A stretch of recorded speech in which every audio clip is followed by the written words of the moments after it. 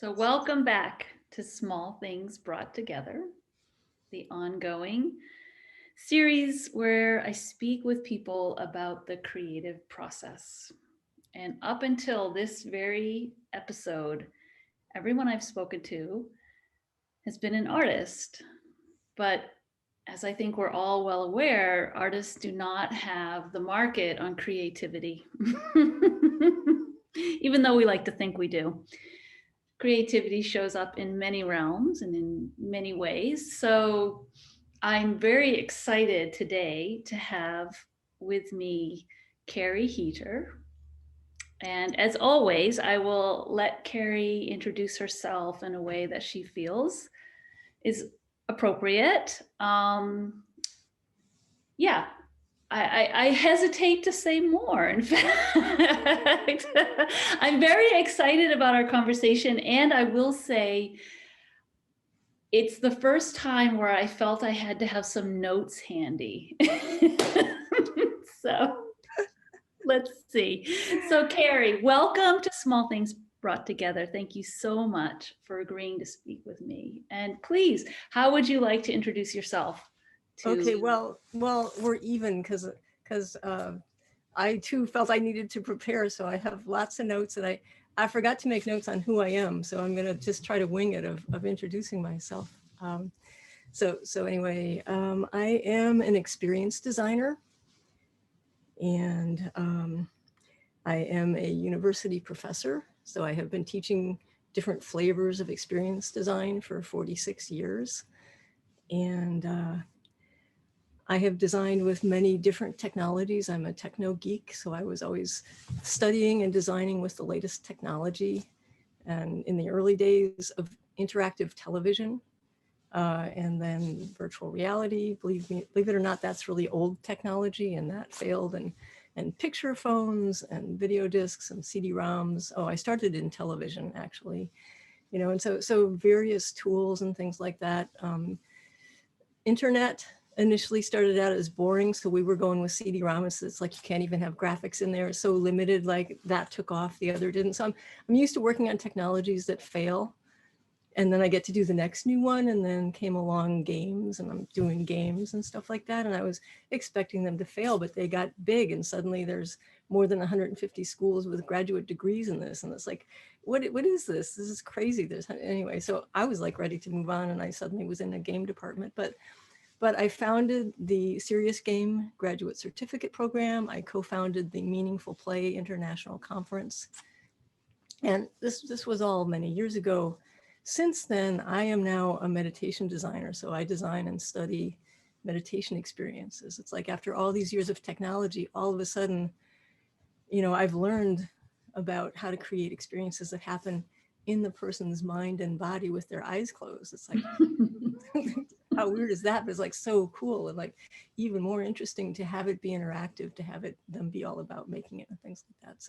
So I do that. I run a company, Yoga Mind Tools, that designs custom suites of meditation to help different populations with different kinds of things, and just some of that. And I'm also a friend of Robin. I worked with artists many times. I do what we call producer art, which means I try to express an idea to somebody, and then someone comes along and makes it so much better and things like that. So that's sort of some of who I am that I remember.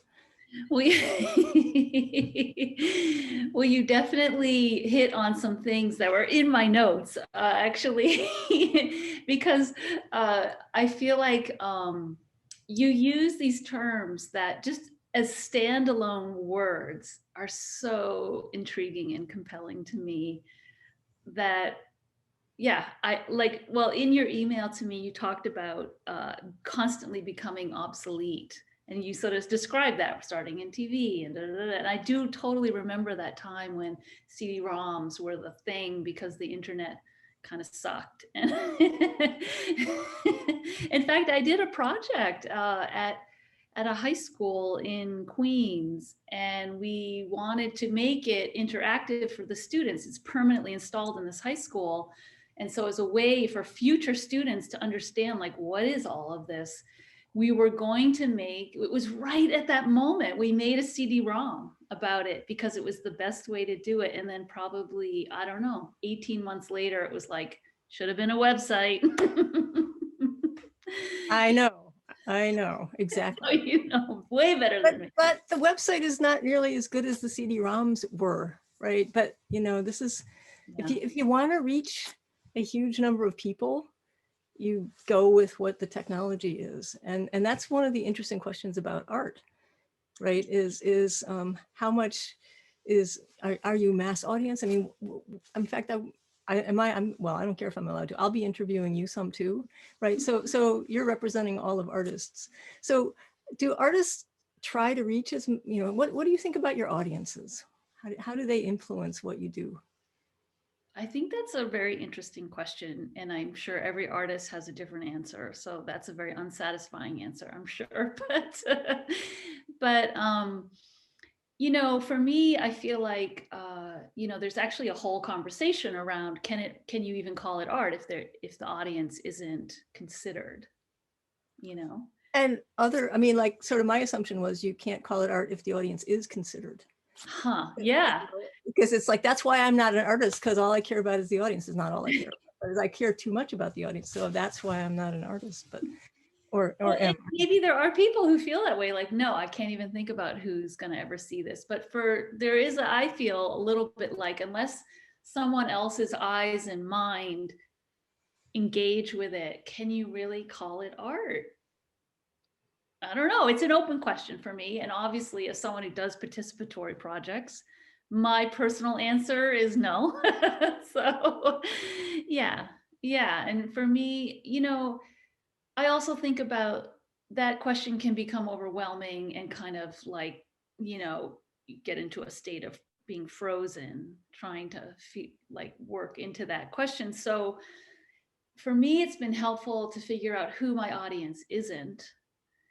And then I don't have to worry about those people anymore. And then think about, well, who does that leave? And of course, because I do site specific things, then I often have a very particular group of people that are directly working. And if other people later see it, that's a bonus. But So that's I also teach user experience design classes. And so one of the techniques of formative research is persona analysis. So you come up with who your audience is, and so that you can and you design for that persona instead of for everybody. And that can be, the more specific the better, in terms that they talk about delight the few as opposed to pleasing the many, or whatever, and things like that. And it can be down to one person or certain characteristics and things. And so you want to, anyway, so yeah, I mean, I know we're going to come up with lots of parallels between that, and yeah. Yeah, well, it's interesting because just the other day, I was thinking about, I did this program that was trying to help artists understand the business of end of art. Because, you know, most people, if you lean towards art, that's not really in your skill set. Some, but not most. And so we were at an artist studio, and she's a very successful artist. And her advice was basically that, like, figure out, like, really think about, what do you want to do? What do you make? And then figure out, okay, so like for me, I like to make projects. I don't really make so many. I do make, but not so much like works of art that hang on the wall that you can sell. So that kind of meant I didn't have to worry about galleries or any of that stuff. Like, who would let me make projects? And I just put all my energy into making, like, addressing my like efforts there. So I can see how it kind of works in multiple levels. And yeah, it's an interesting thing. But it also brings me to another thing that I wrote down, which was, you know, your lab that you founded was called the Communication Technology Lab. And for me, I always think about art as communication, because I do have that idea that, like, eyes and minds need to engage with whatever's being put out there. So what does that really mean? Eyes and minds engaged. For me, that means there's communication. So, yeah, and then just thinking about, well, I'm always fascinated how that, what is that? I mean, you described yourself as creating experiences, and isn't communication a fundamental experience, human experience? Well, we assume other animals communicate. I mean, I think that's a safe assumption. Right. And does it matter that it's communicating? I mean, so even though it was called the Communication Technology Laboratory, I don't know if it was so much that, well, so I actually I have a degree in communication, and I wrote my dissertation on studying interactivity, right? And so I don't know if it's so much I care more about the user experience, that what they're having, than that I'm communicating with them, or that even I'm in the picture, right? And it's often not me, it's often other kinds of things. If we look at the let's say just the memory game for older adults to exercise cognitive functions and develop neuroplasticities, there isn't technically any Carrie in there, Hmm. right? In that I'm wanting to engage them in being motivated to try to remember things and to exercise their brain and to do Uh-huh. that. And yet there's Carrie all over it, right? Because we're picking objects to remember. So of course I go to remembering cat faces, right? So we're picking words to remember and shapes and different kinds of things. And so of course it's all me in there doing some of that, but it's for their experience, and it just kind of happens to be a Carrie flavored experience, because I mean, it doesn't escape me. It's got all of my predilections and sensibilities and quirks to try to delight and engage, right? So it'll be different than, well, actually, it might be somewhat similar to a Robin flavored experience, because we're so um, so many similar in a lot of ways. But yeah, so there is an effect of the creator, I guess. Yeah, and like when I teach a meditation, I think that they're definitely Carrie flavored meditations, and my I do it because I love doing it, right? But technically, I'm doing it for them. Maybe not. I don't know. It gets little. Um, so I'm gonna. So some of my preparation is. So, you just said you don't create things to hang on walls, and I agree. This does hang on my wall, but it's a project, right? And so my experience of this, which is, well, maybe you want to describe that, and then I'll talk about my user experience. You'll talk about your creator experience. Awesome. I love this.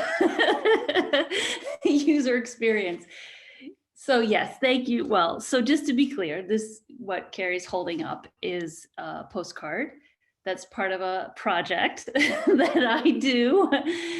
It's called Receive Joy, and it's an art postcard project.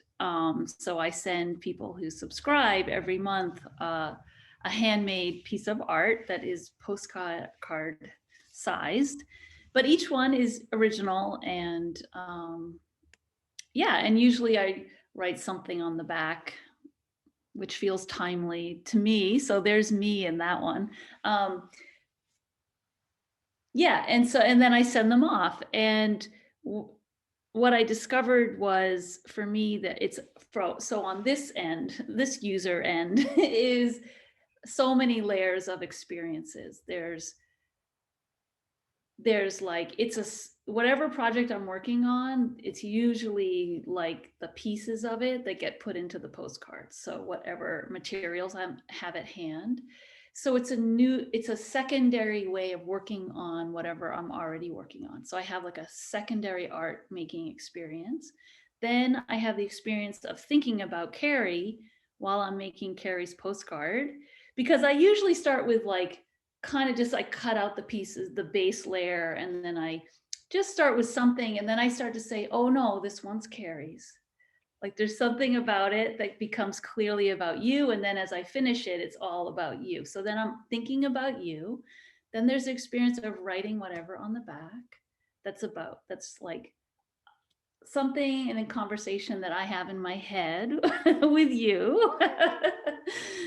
And then there's bringing it to the post office, which often becomes a dialogue with the person at the post office who's always like, what do you got there? You know?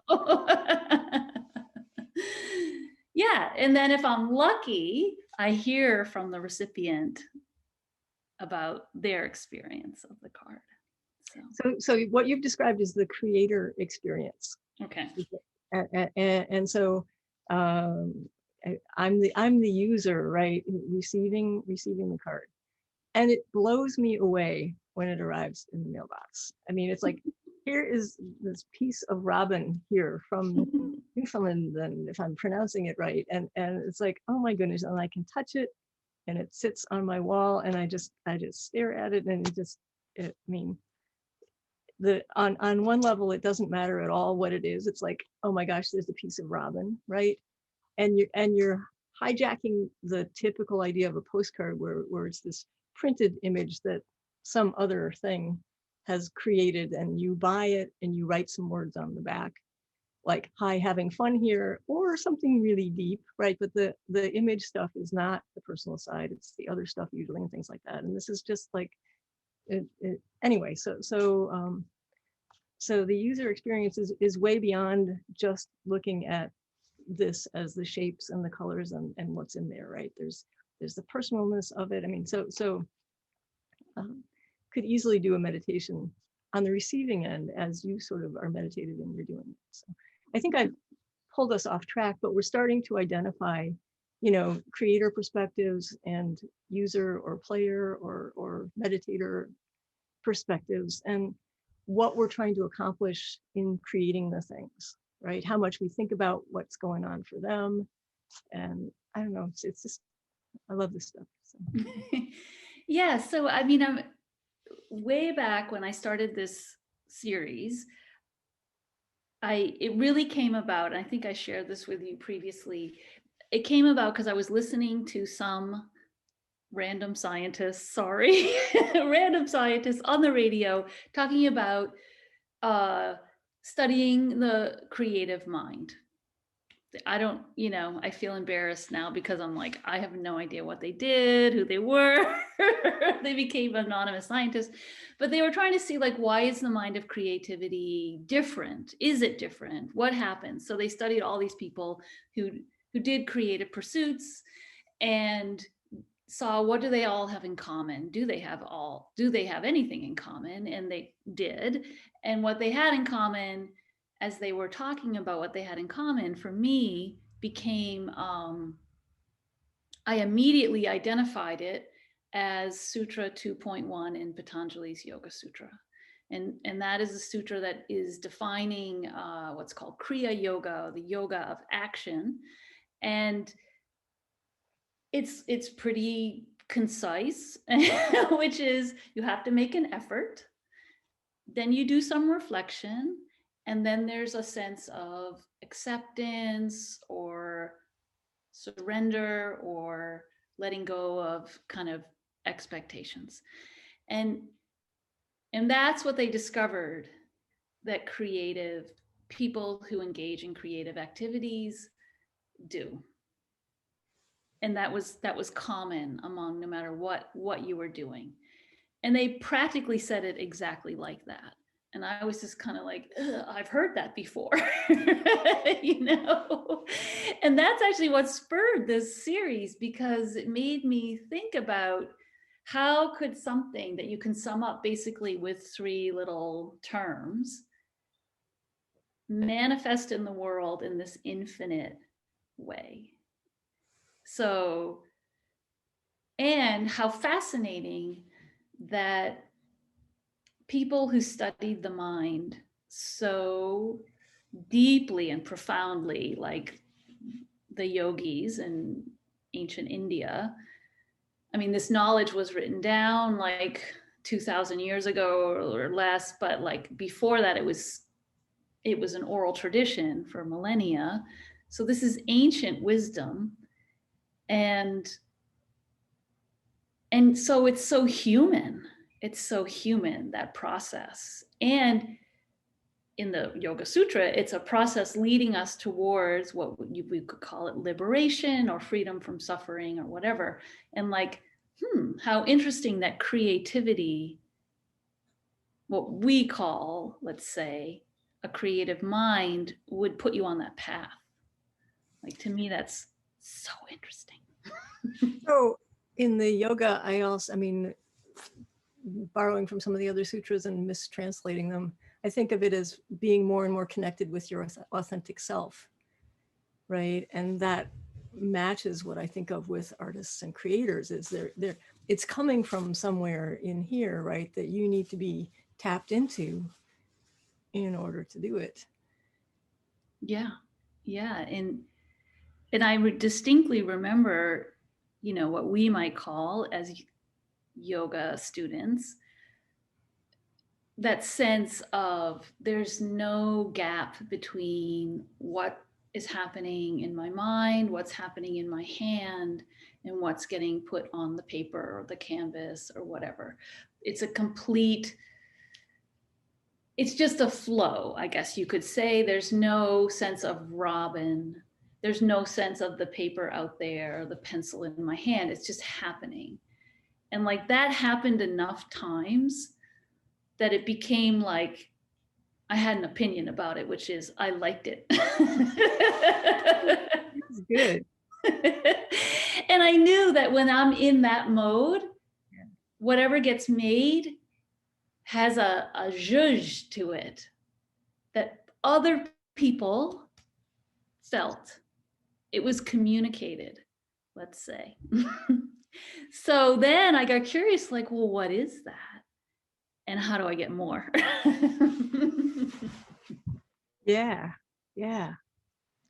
So you also teach meditation. Yes. And I confess. well, I mean, to me, in my life, it's on the exact same trajectory of all the other experience design that I've ever done, except that I've never been more reliant on it. It's all about the meditator, and it's not about me, but there is some of that. How do you spell juge? But there's we when I'm teaching it, at least there's really only a handful of words I get to say, and then they go do the zhuzh thing, right? But there's a tapped inness, and then I don't know what's necessary. I don't know what's happening in them, but there's a feeling that's going on while you're teaching it, and then you talk later, and they've been all over the world, and stuff like that. So for you, how does meditation teaching compare to creating art? All right. I might have to turn this a little bit more towards you because I see what's happened here. I feel like I've never spoken so much. It's your show. You could do that. Yeah, but I was sort of saying what it is for me, right? Yeah. Well, I think you're right that at its best, it's the same in the sense of there's no me there. I'm just letting it come through. Whatever's coming out of my mouth, it's the same thing as like there's no me holding the pencil. It's like it's coming out. And you could say like that idea of like you make an effort which creates some friction and then you have reflection. So that friction, when I'm in that flow of teaching even a meditation, then that friction is like minimal. So there's no need for me to be reflecting like in that moment. Later, fine. I think of it like that, like it's smooth. There's not like friction there. It's just like coming out. I don't need to be there. It can just come out. So in that way, it's the same. So I do have some sort of a goal in the meditation, Yes. and it's often something that struck me during the week, or during that affected me in some way, that seemed really interesting and useful to me, to think, how can I construct or offer the the uh, fertile ground for something related to that in them to show up. Um, like I was one time I like everybody, our main activity in pandemic is like we get to walk, right? And people with dogs walk more. And I'm always struck, I love watching people with their dogs walking and all the diversity of sometimes they're walking right together. Sometimes the human is stopping and sniffing too. Sometimes there seems to be tension in the leash or not, or all of that kind of stuff. So I've never had a dog. So I just watch with fascination when I see those pairs out there.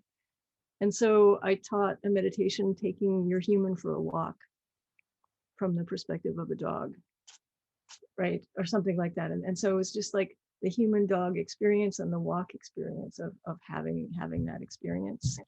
Oops. Okay, so with apologies, some of this might get repeated because we had a little internet glitch. So I'm so sorry. Yeah, so you were saying, you were talking about how you come to have an idea of what to teach in meditation, that something comes up during the week that has had impact on you, and then you start to imagine how can you share it with your students and offer them an experience. So does that mean that you have in some way, is there like an idea like maybe they'll have a similar experience, or you at this point like forget that? That's a great question. It's like the inspiration for experience, because what I hope is that they'll have an experience. And having been doing this now for a number of years, I know that the experiences will be widely different. Another time, as an example, I was aware of something that was really irritating me. Actually, it was, and it was sort of holding on to the experience and rehashing it and it, almost enjoying the emotion of irritation, right? Maxing it out for a little while and then separating myself. And suddenly there was only the feeling of irritation and not the cause of it anymore or something like that. And I thought, oh, that's interesting. And so in the meditation, I had people call to mind something mildly irritating that had happened recently and to be with that for a little while. And then to let go the content and just notice the feeling of irritation. And then to do some releasing of it and things like that. And I just, because my realization was that those two are completely separable and that was kind of hilarious. And so people, and what was irritating, it's like, oh, that's perfect. I was just irritated about that or this kind of thing. And now sort of noticing the separation. So it can be sort of negative or positive or a science study that I have read or things like that. But, how do I share something in a way or and I love going into past live stuff, not earlier in life and things like that. I don't know, snapshots. But I'm going off on a tangent. But no, it's super interesting, right? I feel like even when you were just saying that, like I could immediately feel like that constriction in my chest of like irritation, even just you're talking about it, like as a thing that would happen over there. So yeah. Yeah, I feel like there's two questions that come up for me. One is, what is that, like something happens for you, it sparks in yourself an experience, and then you have this moment. Well, so you do something, then there's a moment of reflection. And part of your reflection, if I hear correctly, is like, oh, how can then I share Exactly. it outward? Exactly. Yeah. Yeah. And what with irritation is kind of fun. What we want is to stop feeling that unpleasant feeling of being irritated, but we don't want to stop rehashing it. And it's completely backwards, right? If we stop rehashing it, that feeling is gone. We're keeping it alive, right? And they are two separate things, but it's no. Well, I think you're right that we actually kind of enjoy it on some level. That feeling. I'm not usually an irritable person. So that was like this rare experience, like, wow, I'm irritated. And of course it happened to be with my meditation mentor. So it's like, that's even funnier, right? So Who better? Who better? exactly, exactly. Um, but yeah, I think, you're actually helping me understand my process, right? I have something that felt interesting or intriguing or healing or something like that. It's like, what can I take out of that in some way that uh, I can share with them? And what I really want is for them to have completely their own experience. Halloween Delight, right? Had people think back to a Halloween costume from the past that they enjoyed. And then we switched to another one and then another one. And suddenly they're going through all different ages and remembering something from that or something like that. Special trees in your life. Call to mind a tree that really mattered to you and connect. I mean, just, and the experiences that people have go back, depending on how old they are, decades or to childhood, or, and they have these meaningful connections that aren't at all. I mean, that came actually because I had this tree that had grown to be so tall that it could land on any of three houses Mm. in a windstorm, which we have, right? So it was presenting a danger and needed to come down. And so I murdered this tree. It Oh. was so horrendous. And, and I went out to the tree stump that was left Mm. and I just said, I'm so sorry. And it said back to me, it's okay. It's like, what?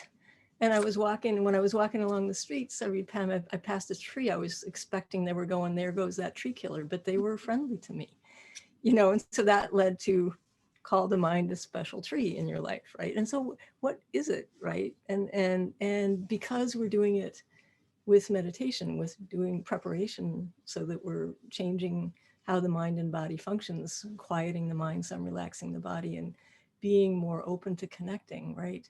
It's different than just, oh, Robin, what's a special tree? Bang, right? Like in an interview, right? So, if we were doing this conversation, um, meditating, doing preparation for 10 minutes before every question, it's like, it would be different answers. My hands would be waving quiet, less Yeah. we would, and so just so, but I guess like I assume of art is, we're in the meditation, I'm using what I know about ways of affecting the state of the system for receptivity and sort of matching breath with the general intent or movements and stuff like that. So, Yeah, and it's so interesting on so many levels. And one that for me, I was sort of thinking, yeah, how come? I mean, I guess this is not actually true at all, but I wonder how many artists have some kind of body practice before they get in the studio. And I certainly know for me, my most creative times would match up with this idea of like the very early morning time, which has traditionally, historically, throughout human history, been the time when it's considered like, we're sort of,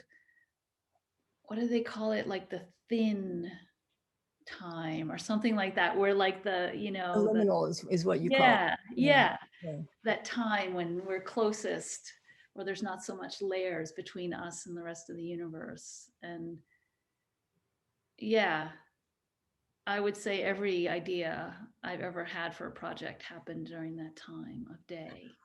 Wow, that's amazing.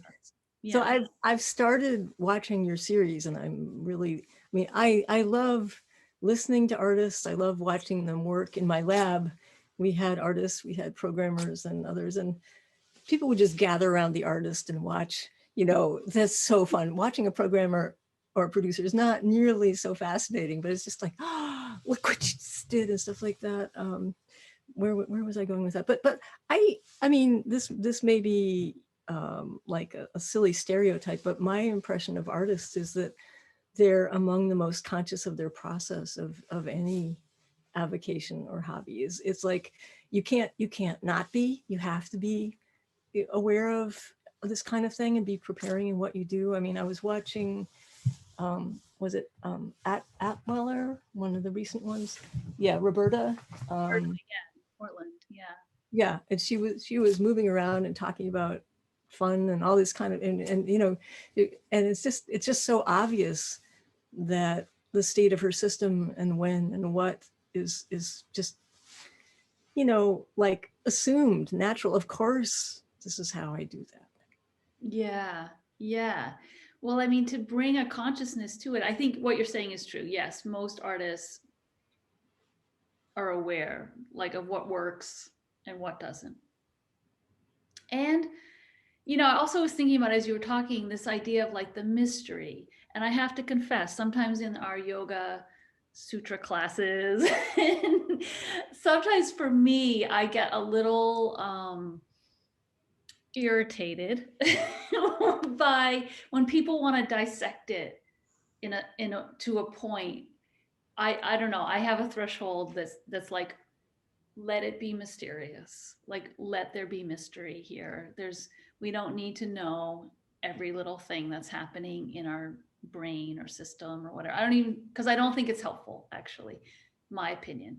So, but I love how you were talking about it, because I was like, I was a little alert for that. And I was like, oh no, because even though you are tapping in to an experience and you're identifying it in a pretty clear way, and then you're actually articulating it so as to share it with others and invite other people in, that's where the mystery is. Because you can't, you know, you can say whatever you want to say, people have their own experience, and there's the mystery.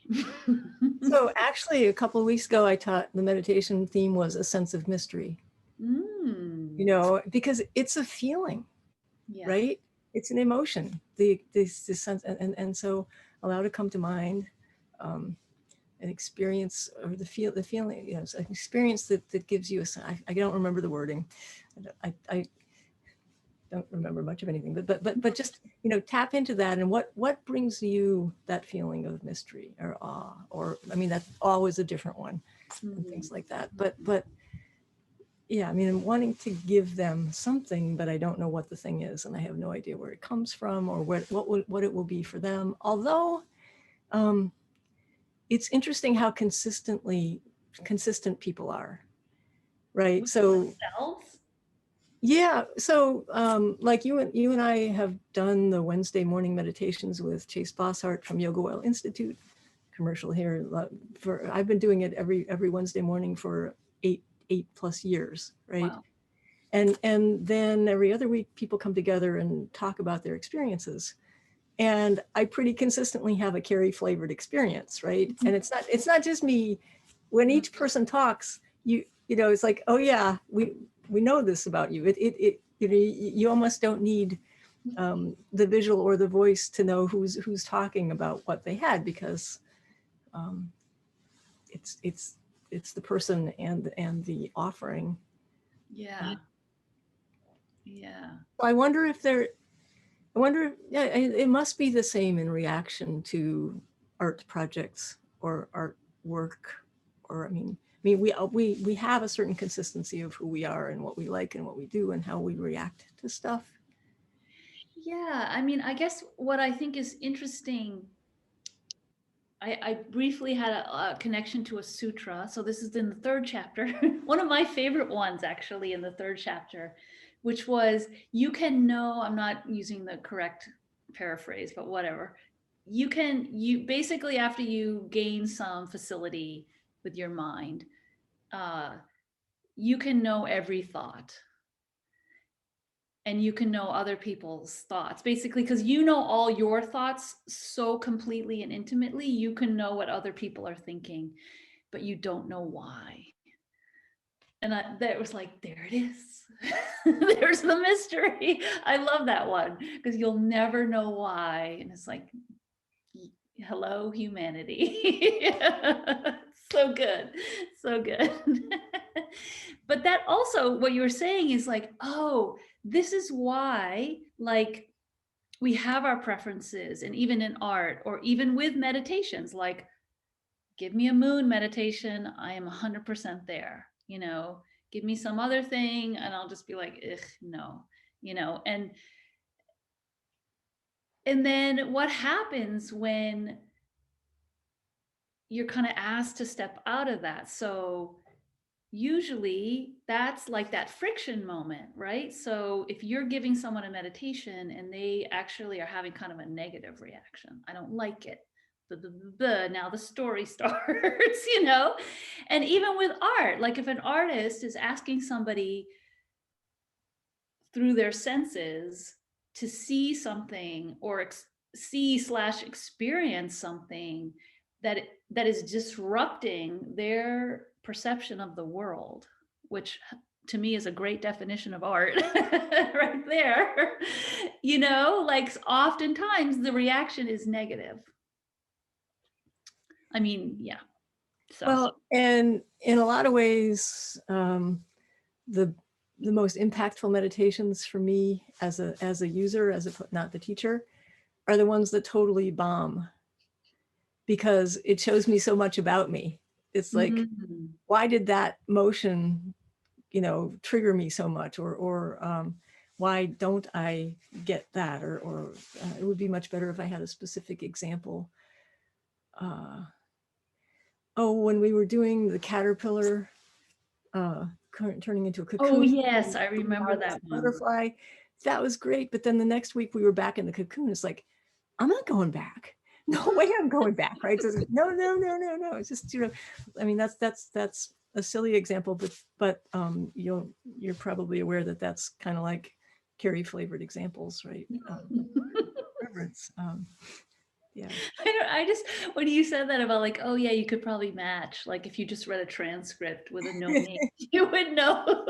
I'm pretty sure yours are almost always like outer space or like I was a gelatinous blob. Or something.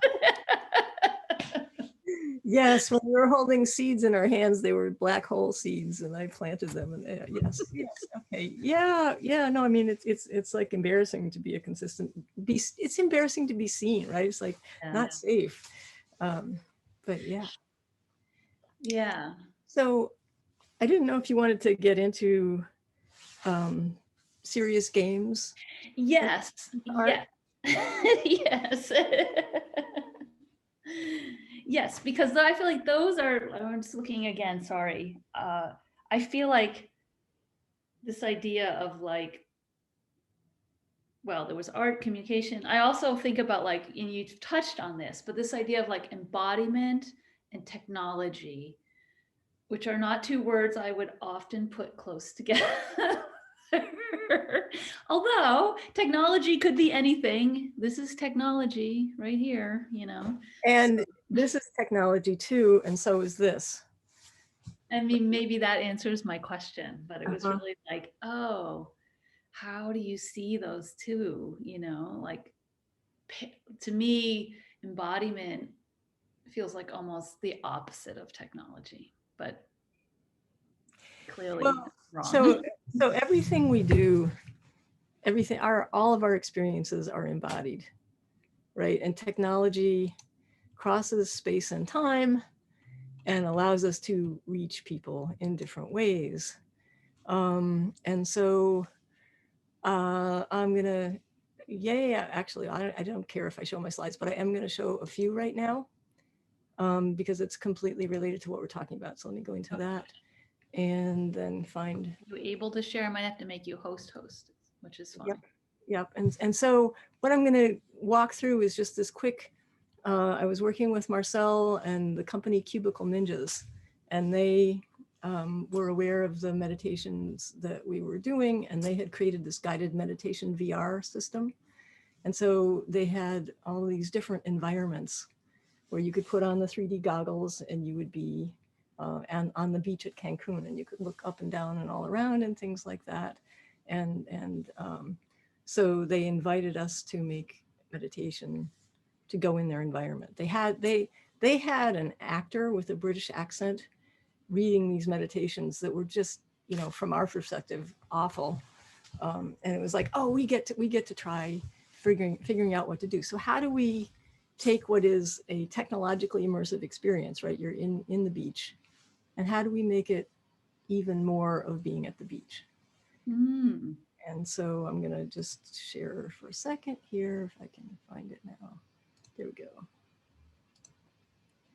And so we began by, so you put on the goggles and you're at the beach, and we just guide them to connect with the environment, right? So look all around, notice the sand, notice the beach, notice the palm trees waving in the wind.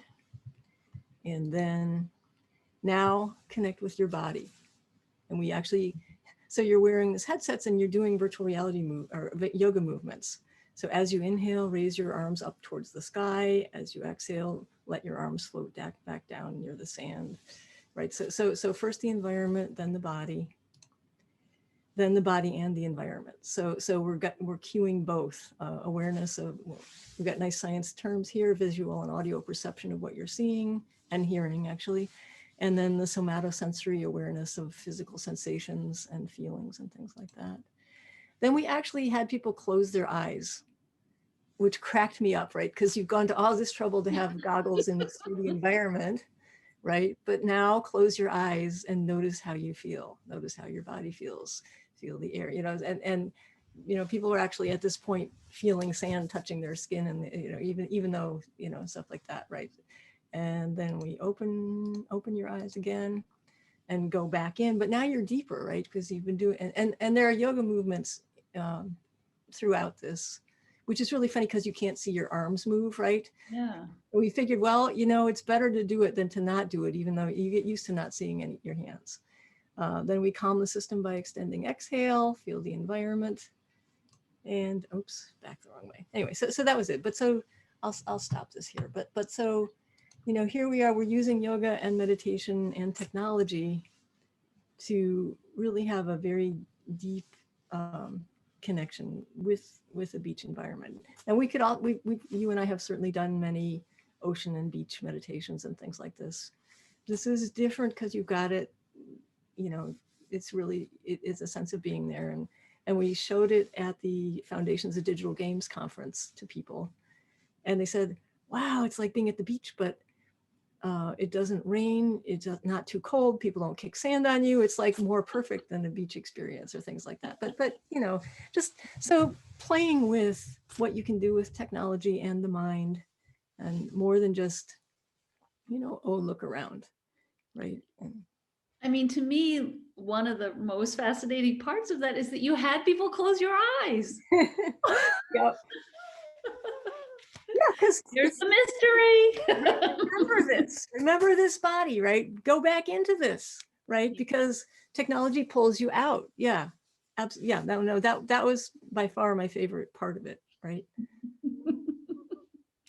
Yeah, that's fascinating. And the idea that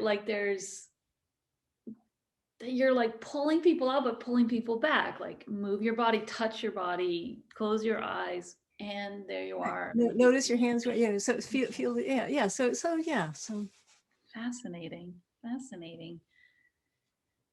I guess I wonder in terms of like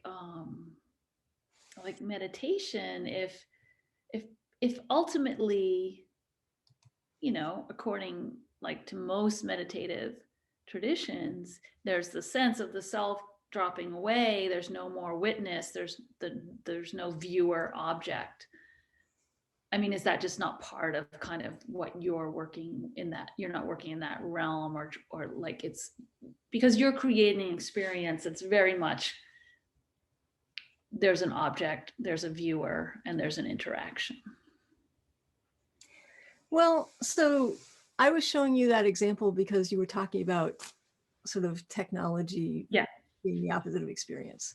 So that was an opportunity to get to do that for them, but that was not Carrie getting to ask, what would I do with VR to enhance meditation, or is there even necessary? So I'm not answering that question right now.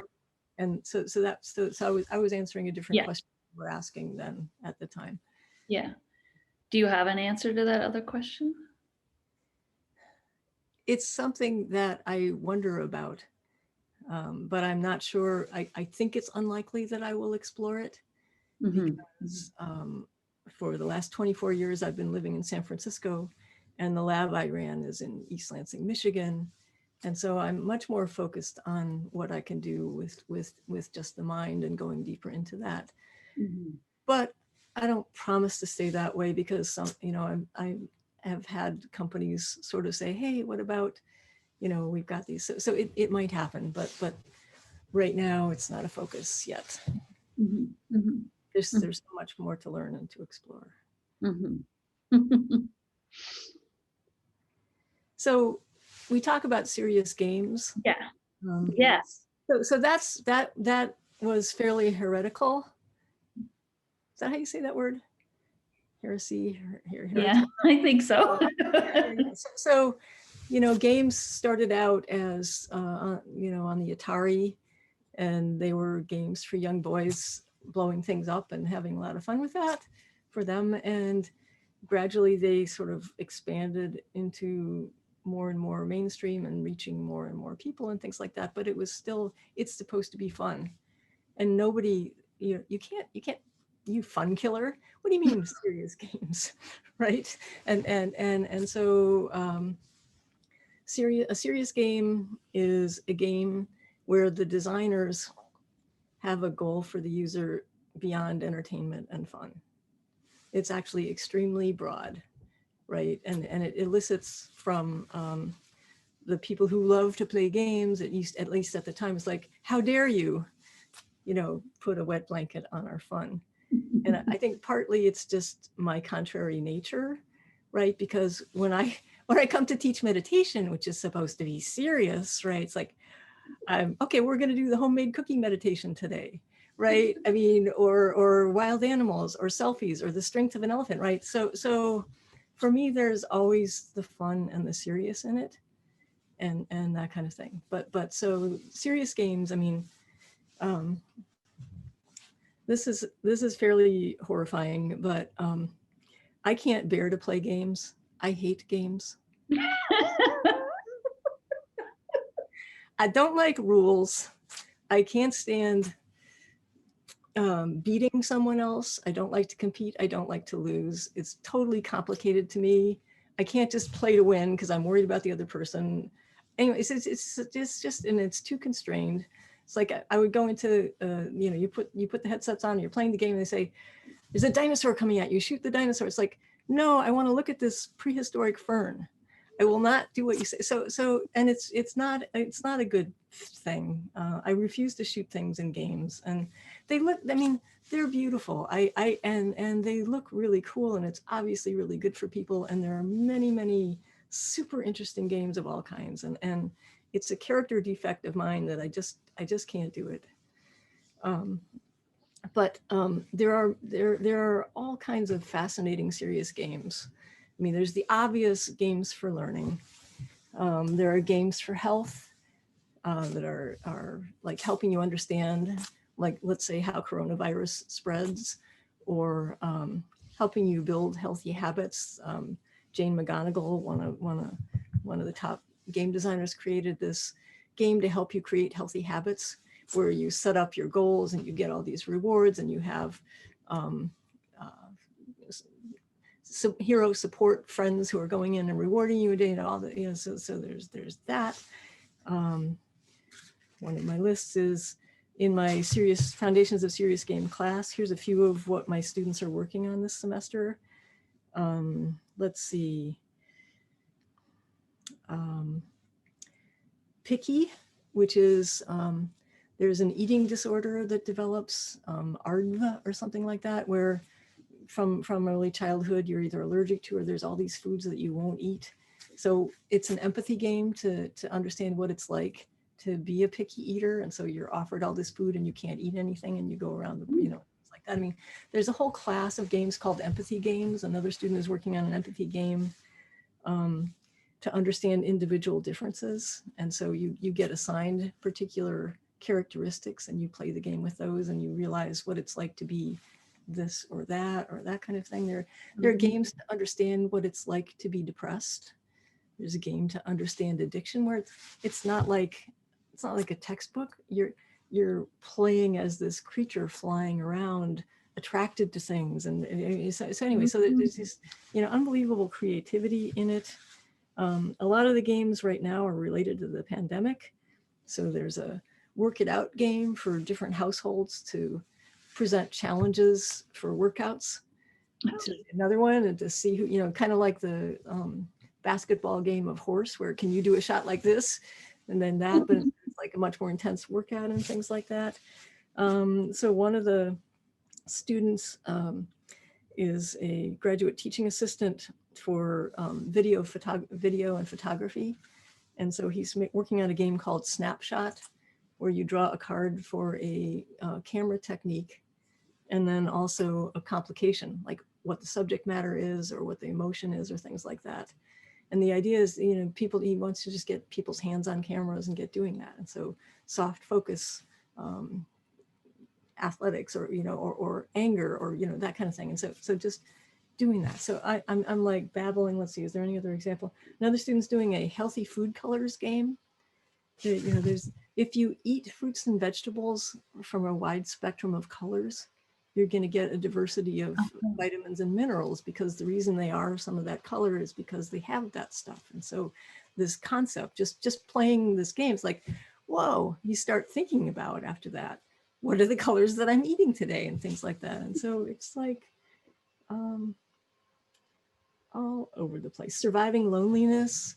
Person is making a game where it's like you're isolated and other players are there too, but you never encounter each other, but you can leave notes and messages on the wall and things like that, and you encounter those from other players. And so, it's a huge spectrum of what it can be. Yeah. I mean, every single one of those, I was like, yeah, I want to do that. Especially those empathy games. I feel like if there was ever a time in the world when we need more of that, Absolutely. it could be, Yeah. Right. I mean, and it's super powerful, it's like, and to say a day in the life, I mean, they're often a lot more symbolic or representational or that kind of thing, but to just know more of what it feels like to be this or that, or to live through these things. And yeah. I mean, isn't that like the heart of compassion is like, from our own suffering, and then we see like, oh, we're not alone. You can now see other people are suffering. And then from there, compassion, empathy. Yeah.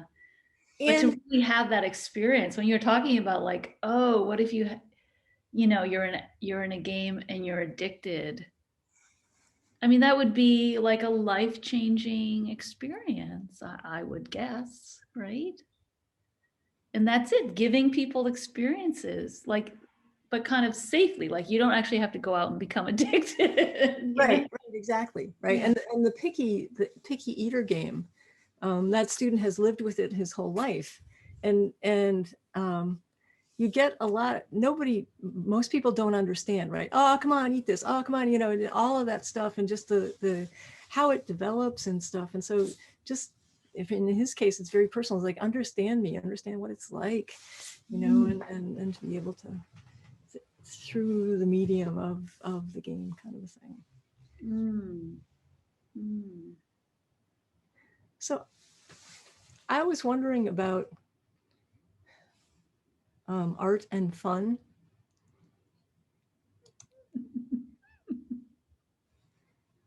What were you wondering? Well, so game designers do an enormous amount of, it also relates to, we think about the user, the viewer, the audience, whatever it is, and the level of detail of what you think about of them experiencing. And so in the game design, I mean, there's this although, one of the most distressing topics early on in the serious game course is, does a serious game need to be fun? And it's like, games are fun, of course, or no, it doesn't, or when would it not have to be fun, right? What's the point, right? And so a serious game is only going to have an effect if people will play it. And yet, you don't make a serious game about depression that's fun, right? But but you want it to be engaging enough that people will stick through it to feel it, or to get, something about it needs to draw them in, unless it's a game for training where you can require employees to do it. And Yes. what's fun for people who don't have to do it, like Cold Stone Ice Cream had a game made to teach exactly how much to scoop and these kinds of things. And for non-employees, it's like, oh, this is a blast, you're scooping ice cream. For them, it's like, oh, I only get to give this much. It's work, right? So it's what's work and what's play. Or, I mean, a lot of art deals with super serious topics, right? Yeah. Picasso's war one. I mean, also all sorts of. Yeah, again, I feel like artists would have many answers. Last episode was an interview with this photographer, Jaime Permuth, and he was talking about he does these in-depth documentary style photographic projects where he really builds a relationship with his subject. And we were talking about him doing this one out in this neighborhood in Queens, and he lived in Brooklyn, and it took him often over an hour, sometimes an hour and a half to get there on the subway. And he would go multiple times per week. And no one's paying him to do this. This was like just him being compelled to document the people in this place that was like under threat of being wiped off the map of New York City, and has subsequently been. And I was asking him, like, wow, that took a lot of stamina to just like keep at it, day after day, week after week. He did it over a year. He did that. And so, I don't know how fun that was, but his answer was like, I had to do it, like I had no choice in a way. And I mean, but so that's one answer, I think. And the other one I think of, I can only answer for myself, which is I like to use humor in my work as an entry way to having a more serious conversation about something that actually is really often upsetting or provoking. And for me, like getting people comfortable and talking and laughing, and I often have people making stuff with their hands, so they're busy. and then it's like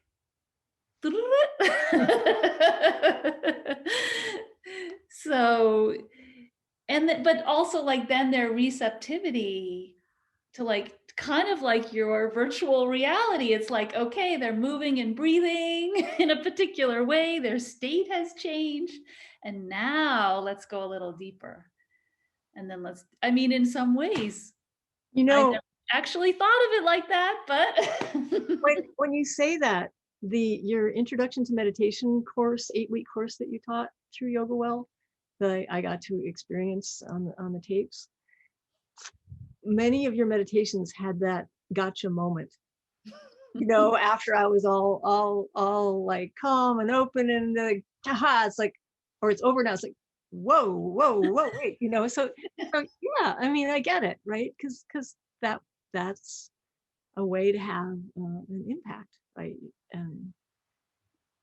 yeah. And I think everything you've said, which is like, most of us aren't going to be open to changing our perspective if it's kind of pushed on us against our will. I mean, those employees, all right, I have to learn how to scoop the right thing. And so, okay, I'm doing it. But if you really want to make a sustainable change or impact, then that person has to be receptive, right? And so how to do that could be a million different ways, and it sounds like your students have come up with those ways, and you've come up with those ways, and there's a gazillion more. Yeah, And I mean, in some artists, they don't care about if you're receptive or not. It's just like, boom, here you go, deal with it, and like, that's to me legit, fine, it matches the need in some ways. For me personally, I like a little more relationship, and fun. Yeah, yeah, so one of the things you were talking about the person traveling like a long distance regularly and really get that's what reminding me part of the joy of creation for me is the deep immersion in the topic or the content and to get to do that on different kinds of things and to really fully understand it as much as I can in different angles and that kind of thing. And so I mean, I love the different projects I've gotten to do over the years, working with NASA on space exploration games where that comes in, or getting to deeply know that, going to space camp, being on the Challenger shuttle, working with people at the Search for Extraterrestrial Intelligence, or understanding evolution, exploring all of that. So exploring the content, if there's content, or if the content is depression, right? Really understanding depression. Like right now, I'm going deep into grief and mourning for a possible project for healthcare professionals who have lived through COVID-19 to help them get over the trauma of that. And so I'm eating everything I can, talking to people who run grief workshops over time for people, trying to understand personally what it's like to be in the ICU, in this, all of this kind of stuff. And I like live for that, of deeply knowing that, doing meditation on that before doing the creation, and then also knowing like they're both the audience and the topic, right? So what's it like, and this will be for you, and what's your experience like, and now how might meditation help that, right? But that process. Yeah, so it makes me think is, if you're gathering all this information and then is there a moment for you where like it just kind of appears like, oh, I know what we should do for this, like the grief. I mean, maybe it isn't one thing, maybe you'll have multiple things, but like is is it like the 3 a.m. like, oh, I know what, or is it how does that come up for you? How does that come out? Is it like just is it trial and error, or is there like a moment, or is it both, or yeah. So two answers. In the best of times, there's a time when it just comes, right? And you don't know when it will be in it or that kind of thing. And an example of that, we've been doing a project with hospice professionals for a number of years. And I was talking to the person there who I work the most closely with, and she was shadowing a person who works at the hospital for outtake. And so it's when patients are released from the hospital to go home to die. Mm-hmm. And so she was shadowing her, and first she went into a 66-year-old with kidney failure who had just been told, there's nothing else we can do, here's how it can work to go home. And she had 15 minutes before the next patient that she was going to release home to hospice, which was a 44-year-old mother of 4 dying of breast cancer, to go home to die. And my friend said, so during those 15 minutes, there's a room she can go to do one of your meditations. Mm. It's like, okay, so these are soul wrenching things to go through. It's like, they're just sitting there going, and then it was like, it's got to be huge to hold all of that. And so I did a spectacular sunrise meditation to connect to the light, to bring that in and be the light. Because I'm, sort of like, what would I need between those in that case? Right.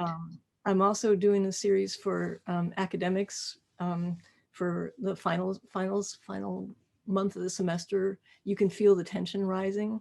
It's very unpleasant to walk through the halls. It's like, it gets worse and worse and worse and worse. And libraries these days bring in therapy dogs. But you can't go to the library now because of COVID, right? But so I taught my first version of a therapy dog meditation to a different group on Friday, and it worked really great, right? One of the participants who never had a dog ended up having one for each leg, so that she could reach the head in either case, or things like that. And different people, one had a therapy cat, one remembered a baby he babysat for when he was middle school, and he just loved that baby. And so it was a therapy baby. And this is where like it all comes completely different. And yet the whole idea of an animal that provides comfort and affection, Mm, you know, so where does it come from? So those are what you want. mm, And I usually meditate and I connect with the lineage and just go into that and then let it come to me. When instead I'm like planning, it's like, no, no, no, no, no, stop that. Because when you're planning, it's coming from the wrong place and it's not going to flow that way. yeah, yeah, yeah. So just to clarify, when you say connect with the lineage, can you just say a little bit more what you mean by that? Right. Well, as you were beginning quoting sutras to me, you know, this 2,000-year-old, I mean, I've been studying meditation and yoga deeply for 10 years now. And with a mentor and with Chase Bosshart and reading everything I can, all this kind of stuff. But then we go back to the sense of mystery and things like that. And so there, I sort of sometimes do just meditations on, there's my teacher, my teacher's teacher, their teacher, generations of teachers, and all of the people now and in the past who are doing this. And there's just sort of this sense of mystery. There's this sense of some sort of awareness of there's more to the mind and the body than is obvious in the moment. And so just all of that sort of thing of that Mm, I connect into. mm. I wonder, it makes me wonder, like, I wonder how many other scientists use that. More should. So when John Kabat-Zinn is invited to speak at neuroscience conferences, he will always say, get on the mat. If you're going to study this stuff, you need to practice it. And I 1,000% believe that. I've been at meetings and there are people scientists who study meditation, many of them actually, who have never meditated. It's just one more technique they're studying. And that just appalls me, but that's why I'm not really a scientist. I do research and I read lots and lots of research, but. Yeah. Well, there's certainly plenty of people who study these, ancient sacred texts as academic documents to translate or, but don't really practice the teaching of it. People study art who aren't artists, right? Yeah. And people teach games who don't play games. There you go. What's really bad about it? Yeah, I remember. That's why I'm getting out of it, right? That's why I've transitioned. It's like I need to practice what I preach. Yeah, well, so maybe we'll close and just say you're retiring after all these amazing years being, let's just point out, one of the very few women in this field. Certainly when you started, you're a pioneer. Not just with the technology, you were a pioneer with the technology, but you were certainly one of the few women working. So thank you as one of our great leaders that we will pay our respects to. Well, I'm retiring from academia. Yeah. But I will continue doing meditation, running my company, and who knows what else. And hopefully finding ways to continue to work and play with you as well. I hope so It's such too. a pleasure to talk with you anytime.